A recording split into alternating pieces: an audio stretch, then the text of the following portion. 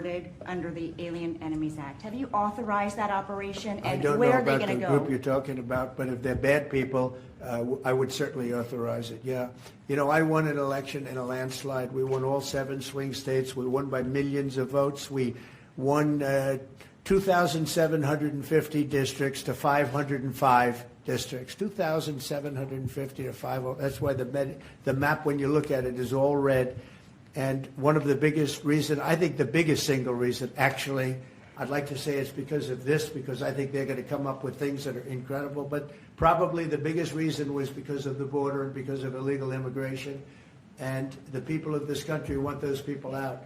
Because what Biden did, and I don't know if he did it, I'm not even sure he knows what the hell he was doing, but what his people did, representing him, was allow millions and millions of people from jails, from prisons all over the world, people from mental institutions and insane asylums, gang members, drug dealers, pouring into our place. And you know what? Our people voted for me to get them out. They want them out. They want them out. And we've done a hell of a job. And by the way, Ecuador and various places, but El Salvador, we've been helped by a lot of other states where they're helping us, actually. Because you couldn't, look, what this man was thinking when they allowed open borders and people to come in, if you look at Venezuela, their crime is down by 72%. You know why? They took all their criminals off the street. They took all the prisoners from jail. They took murders. 11,088 murderers were released into our country. Bad things are going to happen. Bad things. And we're getting them out. And that's why I was elected. A judge wasn't elected to do that. I was elected to do that. And we're doing it in record fashion. Thanks so much for showing up. Really appreciate you being here. Welcome to the Chris Highland Show. Got a great show for you today. We got a lot of things going on that we need to talk about. We're going to do a follow-up to a story that we did just a day or so ago, where this ridiculous senator, Van Hollen from Maryland, flew down to El Salvador to demand that he get to see the illegal alien gangbanger terrorist, Kilmar Abrego Garcia. And at first, the El Salvadorian government told him to go kick rocks, go pound sand, go jump into a lake, all the above. But then, in a surprising turn of events, several hours later, they did grant him the ability to see Abrego Garcia. They actually got Abrego Garcia out of CCOT. They stuck him, they put him together in a hotel, in civilian clothes, in a restaurant, so that Van Hollen could have tequila with a terrorist, margaritas with a murderer. I mean, you pick your meme. They're all over the place. But I want to play that clip of Donald Trump because he's absolutely right. This ends up being Bukele and Trump absolutely trolling this moron. And once again, contrasting. Because again, elections, which we're coming up to midterms in about a year and a half. It's crazy, isn't it? Elections are snapshots, sound bites, and contrasts. And they are working overtime even now while they're pushing forward with Trump's economic agenda, with Trump's foreign policy agenda, with the ongoing battle to deport all these illegal aliens.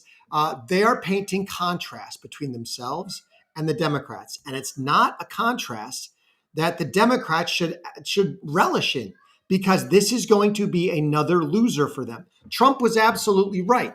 Check this out, because depending on which poll you look at, but in lots of polls, the number one issue was immigration. There it is right there. 2024 elections, immigration, 25% should be the top priority federal. And Trump is acting on it. Trump has already closed the border. He has shut down new illegal immigration, and he promised to deport all these people. You've seen the statistics from Harry Enton on CNN with ultra-liberal polls saying that 56% of Americans favor deporting all, not some, not just the criminals, all illegal aliens. When you frame the question, how many of you support deporting criminal illegal aliens, that number gets into the 80s. Trump is absolutely right. This is a loser issue, and I think they just trolled this moron, and he walked right into this trap. and what Bukele said, which is classic. We're going to get into that, but I just want to say welcome in, Capo. Thanks so much for being here. Really appreciate everybody showing up here on the Chris Highland Show. Happy Good Friday to everybody. I hope you have a phenomenal Easter resurrection weekend planned, depending on how you moniker it. But we will be celebrating Resurrection Weekend here. Super excited about that. The number one most important holiday in the history of the world. And so really appreciate everybody being here. But let's dive right into this. We've got, I got the pictures, just some brief images of this ridiculous meeting and Nayib Bukele's post about this. So let's check this out. First of all, there's been a lot made about this picture here, because in this and other pictures, you can see, it's hard on this picture, but if you blow it up, you can actually see the MS-13 tattoo on the fingers of Abrego Garcia, the M for marijuana, and then the S, and then the 13. So it's absolutely amazing. You've got two immigration judges that have already determined that this guy is a criminal gangbanger terrorist. But there he is. There he is. And here he is having drinks, margaritas, with Senator Van Hollen. So now I want to talk about this, because here's Senator Van Hollen, senator from Maryland. Do you ever remember in the last 2 years, Senator Van Hollen getting up and giving an impassioned speech or stumping for or going and meeting with Patty Marin, Rachel Marin's daughter, or any of the other women who have been butchered, assaulted, unalived by illegal criminal alien members in Maryland? I can't remember anything but deafening silence on the issue from this man. But now he is willing to fly halfway around the world, from Maryland all the way down to El Salvador, in order to try to effectuate or browbeat El Salvador into releasing him, so he can go back to the United States, so he can simply be redeported again, because he's got a standing deportation order. He's never, ever going to live in the United States. Yet here he is spending all this time, all this taxpayer, because guarantee he didn't pay for this. He's gonna send this ridiculous bill to Congress. You and I are going to be paying for this ridiculous trip, so that he can go get PR photos with a terrorist. This is absolutely unconscionable. Now, so here he is. This is who he is, but this is who the Democrats are. The Democrats are all in for the criminal illegal aliens. They are all in to make sure these people stay in the country, stay victimizing other people. That is their mantra. That is their goal. Those are their values. They do not stand for regular working Americans. They don't even stand at this point for rich Americans at this point, because crime affects everybody. They are not for America. The Democrats have firmly placed their flag in the America Last camp. And of course, the media is seething over this. And when the media seethes, it usually is incumbent upon Jennings and Stephen Miller to take them to task. So let's check out Stephen Miller, because he had a few things to say specifically about this issue, about Bukele and this meeting and everything else. Here we go. Sean, we've reached a point in American politics where we have one party led by President Donald Trump that fights for Americans, and a second party, I guess led by AOC, that fights for illegal aliens. But not just illegal aliens, criminal, wife-beating, terrorist illegal aliens. Two immigration judges, as you said, found that he was a member of MS-13, as did the arresting police department here nearby in Prince George's County. On top of that, we have, of course, the protective order filed by his wife, alleging horrific, multiple instances. There were two? Yes, of extreme, violent physical abuse. And then on top of all of that, he's an illegal alien and a member of what has been designated as a foreign terrorist organization. You have the entire machinery of the Democrat Party using all of its power, not to fight for lower costs, as President Trump is, or better trade deals, as President Trump is, or lower taxes, as President Trump is, but to fight to bring this illegal alien with all those horrific crimes and allegations and history against him back to the United States, where he can do what? He can commit additional acts that threaten the safety of the American people. This is the biggest, sharpest contrast you will ever see between the priorities of President Trump and the priorities of the Democrat Party. Absolutely. Contrasts, snapshots, sound bites, and contrasts. Now they've got multiple sound bites of Donald Trump and his administration standing up for Americans, deporting these people, which is what Americans wanted, closing the border, which is what Americans wanted, and the Democrats all in pandering to and fighting for illegal criminal alien terrorists. This is just absolutely amazing that the Democrats are planting their flag firmly in the camp of the 20% or less. And Stephen Miller hit it on the head. Remember, this man, 2 separate immigration courts determined that he was a member of MS-13. They issued deportation orders. Now, I just want to remind you, when an immigration judge issues a deportation order, that order says this person must be deported. Must. It's not a you can if you want, must be deported. On top of that, he has been implicated in human trafficking. On top of that, his wife had 2 protective orders successfully argued for and granted against her own husband for extreme violence. On top of that, his MS-13 and terrorist ties have been corroborated by the El Salvadorian government.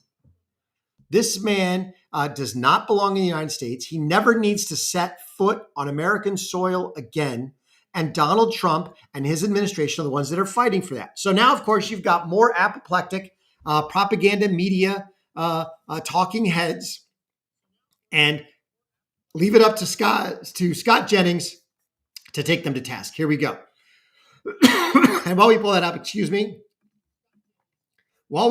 up, thanks everybody for being here. Aki Music School, Gabo in the house. Really appreciate you. We got a bunch of people watching. Please smash that like button for me. Subscribe. Turn on the notifications so you know when we drop new content here at the Chris Highland Show. Really appreciate everybody rolling up. Here we go.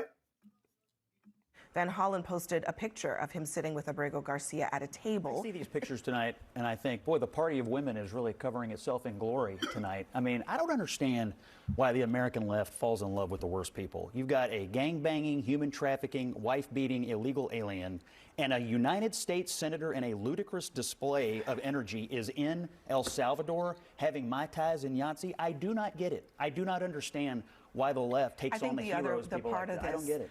He has an adjudicated deportation order, and you have Democrat public officials falling all over themselves trying to get him back here without thinking through the next step, which is he's literally going to be deported somewhere else. But he did have due process. Everything we know about him is documented because he did go through the court systems. He was stopped for trafficking. His wife did file these domestic violence charges against him. He was arrested with MS-13 members with a roll of cash that had the eyes and the ears and the mouths of the presidents erased, which is an MS-13 markings. This is all non-disputed. Average American looking at this case, a lot of conflicting information. Okay, I believe some, I don't believe. An illegal alien came here in 2011, and somehow in 2025, he's still here? After having been through the court system, after having been arrested with lots of people in his car, after having all this evidence. Deport him? He just did, and now everybody's mad about it. How did an illegal deport alien him? take advantage of our system for 14 Why years didn't and Donald not Trump get deport away? him? Oh, so now they're upset that Donald Trump didn't deport him 8 years ago? You cannot make this stuff up. This is absolutely ridiculous. So now they're going to argue that, wait a minute, he should have been deported a long time ago by Trump. Trump did not have the mandate in 2016 that he has now, specifically on immigration. He had it on the border to a certain extent, but not on immigration, not to the extent that between 56 and 80%, depending on how you frame the question, of Americans want illegal aliens deported. 56% want every single one of them gone. 80% want all the criminal ones gone. That's what this is all about.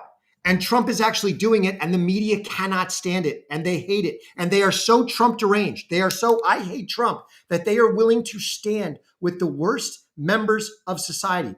And I say members of society loosely because he's not a member of our society. He is a resident and a citizen of El Salvador. He does not belong in America for any reason, let alone the fact that he is a criminal living here illegally. So when I say society, I mean society, the world society in general. They will side with the worst people on the planet as long as it is against Trump. That's how deranged and sick they are. But that is what is going to help lose them the midterms and then again in 28, because the American people see through this nonsense. Donald Trump's approvals are ticking up because he is doing what working class Americans elected him to do. Revive the economy and bring manufacturing back here. Put the other countries that have been ripping us off in their place. Close the border, which he has done. Deport illegal aliens, which he is doing en masse. And I think it needs to be more. It needs to be 10,000 a day. When we start deporting 10,000 people a day, I will be happy, but we're not there yet. Let's go, Tom Homan. Step it up. So this is what the Democrats are doing. They are planting their flag in all the wrong places, looking for love in all the wrong places. It's just absolutely amazing. These lefties, you're right. God, these lefties are just grabbing at anything, and their Trump derangement has them just picking up all the wrong issues. It's amazing. Now, I want to switch gears because we've got something going on here in Texas that has now become a national story, and it is a tragedy. It is an absolute tragedy. The stabbing of a high school student by another high school student, two 17-year-olds, Carmelo Anthony being the perpetrator, who admitted it to police when he was arrested, and is now, through his legal team and whatnot, claiming self-defense. And this has gotten ugly. This is going down the road of previous cases in which suddenly you've got the left, the egregious globalist left, trying to paint a perpetrator as a victim and at the same time demonizing the actual victim. So we're going to dive into that story. Before we do, please like, subscribe, share. Thanks for being here. Really appreciate everybody in. Please share this with everybody that you know. Help us build the channel. Really appreciate y'all being here. Let's dive right in. I want to play a clip from a random social media post that I thought was excellent in terms of just highlighting this case before we dive into some of the other stuff that's gone on with the legal team. Here we go. So Austin Metcalf's father literally just single-handedly destroyed Carmelo Anthony's entire self-defense case in one move. So while Carmelo Anthony's mom's over there crying in front of the media, talking about how much her daughter can't sleep in their room because of how scared they are, knowing that their son just took the life of Austin Metcalf simply because he tried to tell him to leave from an area where he was not supposed to be in the first place. See, Austin Metcalf's dad did exactly just that. Well, he showed up uninvited to an event where he was not supposed to be, in an area where he was not supposed to be. He showed up to Carmelo Anthony's press conference. He walked in, one hand in a strap or a sling, and his other hand just free. So when I said single-handedly, now you get it. Well, he showed up, he just stood to the side in a corner, said nothing. He was asked to leave. He refused to leave, kind of like Carmelo Anthony was asked to leave and refused to leave. They told him again to leave, kind of like Carmelo Anthony was told again to leave, but refused to leave. And then the security approached him and escorted him out. No weapons were drawn. Nobody died. Nobody was stabbed. But in their case, when Carmelo Anthony was asked by Austin Metcalf to leave, he immediately got defensive and pretty much put up a threat when he said, touch me and see what happens. When Austin Metcalf again told him, bruh, just leave, he told him, punch me and see what happens. And when Austin Metcalf held him and decided to escort him out, right? That's when he pulled out the knife and stabbed Austin Metcalf. Now, that's a very interesting take, but it's not untrue.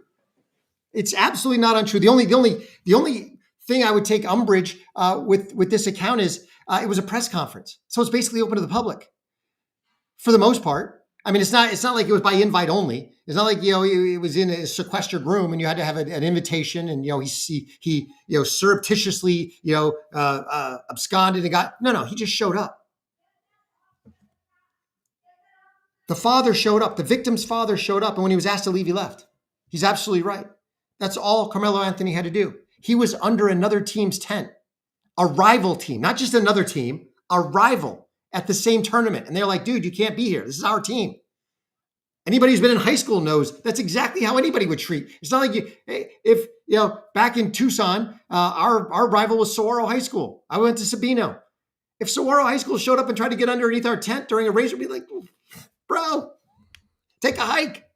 I mean, that's just normal. And who brings knives to sporting events? Come on. So now you've got the entire leftist establishment have now gotten the race baiters, the poverty pimps, the race pimps all involved to try to make this some sort of racial issue. And they are trying to lionize Carmelo Anthony, not as the perpetrator, but as the victim. This is getting egregious again, and it's getting bad for the actual victim's family. This is getting ridiculous.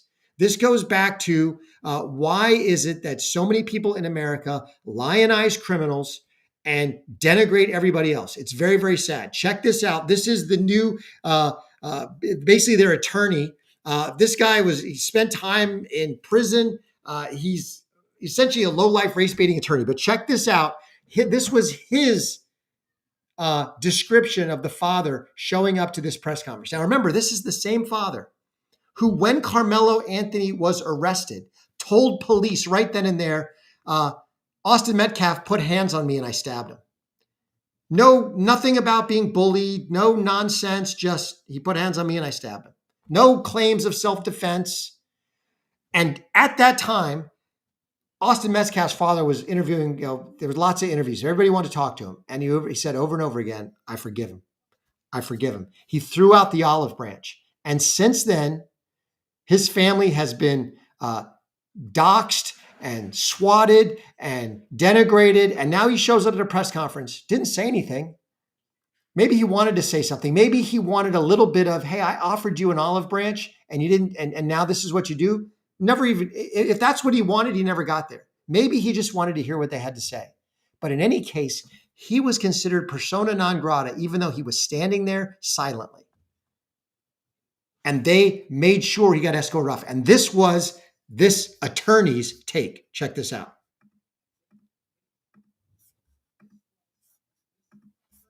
Knows that is inappropriate. And all I'm going to say, so it don't be asked later, is that was disrespectful and just shows you all the character who is not invited. He knows that it's inappropriate to be near this family, but he did it. And so I say to people, it's inappropriate to be near this family, the family of the victimizer, the family of the perpetrator, the family of the high school student who unalived his son. That's inappropriate for him to stand there silently and see what they have to say. This is ridiculous. This is what you get when you get people who, this guy's an attorney, he barely can speak the English language. But this is absolutely egregious, this take. This is unreal. Actions speak louder than words. Okay? What he has failed into is the political operatives that want to make this thing a political thing of hate, yet bigotry, and yet racism. We have conservative operatives that have been posting nonstop about this case. And you're the one who's making it political. You're literally trying to adjudicate this thing in front of the press in order to get a change of venue, in order and constantly telling lies now about the victims. This is how bad it's getting. And it's become a money grab. This whole thing has become seedy and kind of gross. So check out this. This was from Betty Johnson. In terms of all the money that was raised by Carmelo Anthony's family, what they actually did with it. We're going to start with that, and then we're going to get into the false news reports that have been flying around social media, trying to paint Austin Metcalf and those around him as racist bullies. Check this out.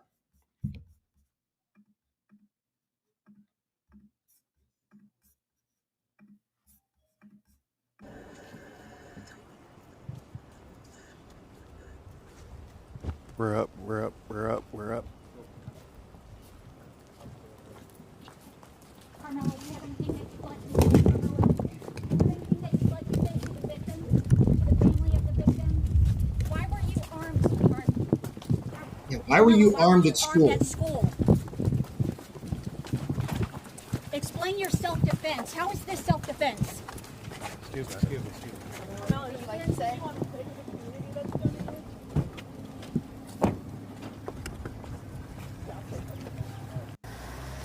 So, and as Benny Johnson said, recently, killer Carmelo Anthony's family is taking the $430,000 raised on Give, Send, Go and moving into a massive new home. I mean, it's just getting seedy and seedier.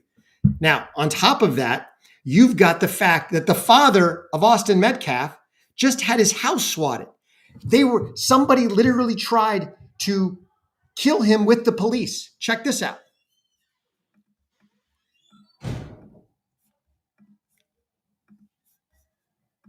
Better breaking news and an update on the deadly stabbing in Frisco. Frisco police just confirmed a swatting call was made tonight to an address belonging to the victim's father.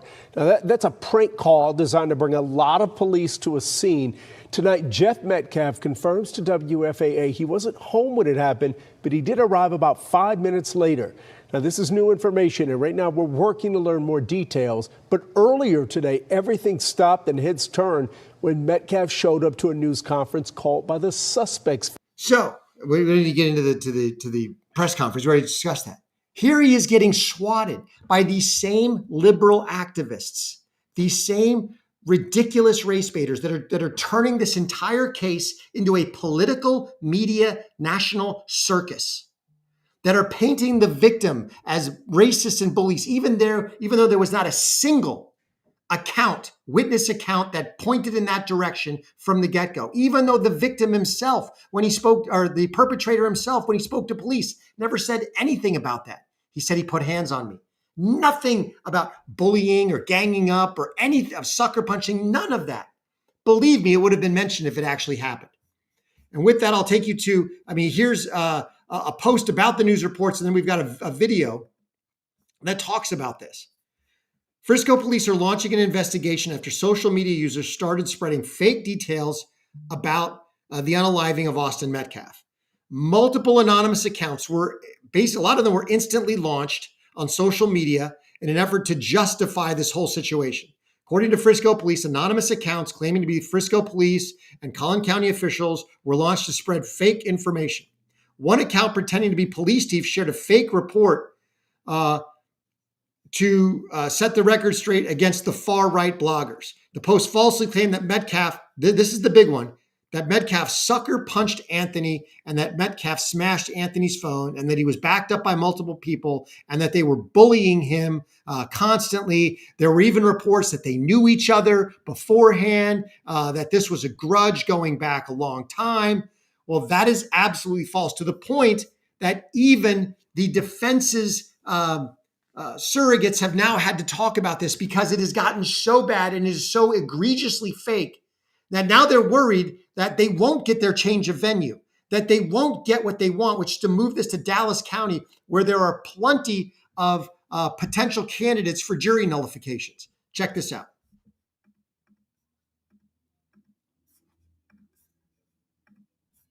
The disinformation that is going online is hurting this case. And it has to stop.